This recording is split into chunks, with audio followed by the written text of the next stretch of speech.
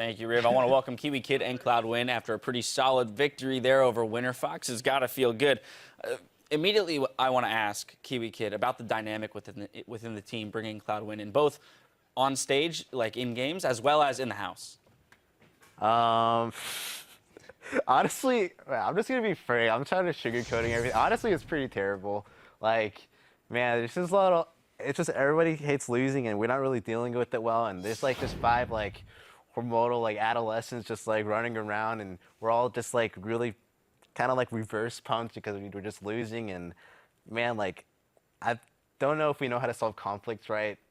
And there's language barrier that really sucks. But you know, we're like trying to go through it, and I mean, adversity builds character, I suppose, but no, it hasn't. It's definitely not been the brightest road I've been through. That's fair. Cloudnguyen, coming into an environment like this, do you feel the same one, and do you feel like that environment can change? I didn't think it was that bad, but yeah, I think we don't have a coach, so when we have a difference in opinion, I'll be like, this is how you do it, and Kiwi will be like, this is how you do it. But then there's no person to like settle it.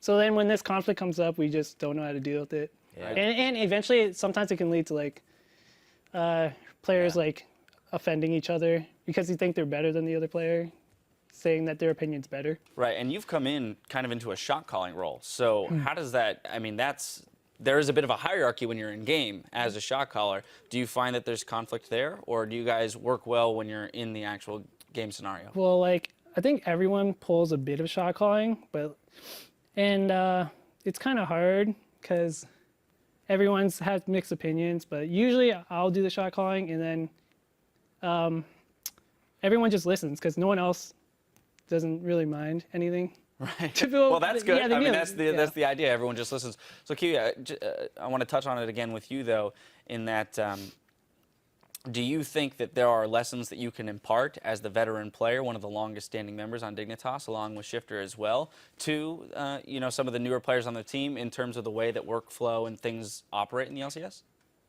I think within the LCS, everybody just kind of, I think he's pretty much had it down. I think it's just really just acting basic and just like being at the right place at the right time is really important.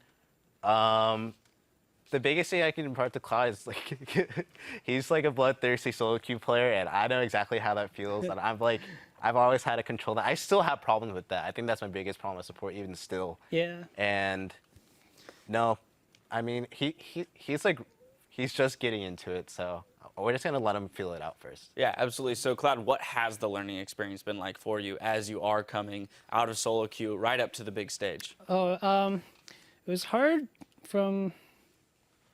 Let's see, the hardest part was probably just the communication, because before I was playing on a challenger team and we all had like really good communication, but then I come to Dignitas and I'm like, I have to like use the most basic English, and I'm like, and then sometimes like I can't hear them because they're pretty quiet people.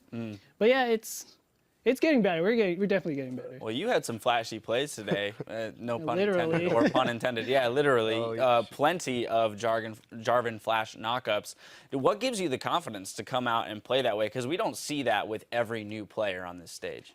Because it's easy.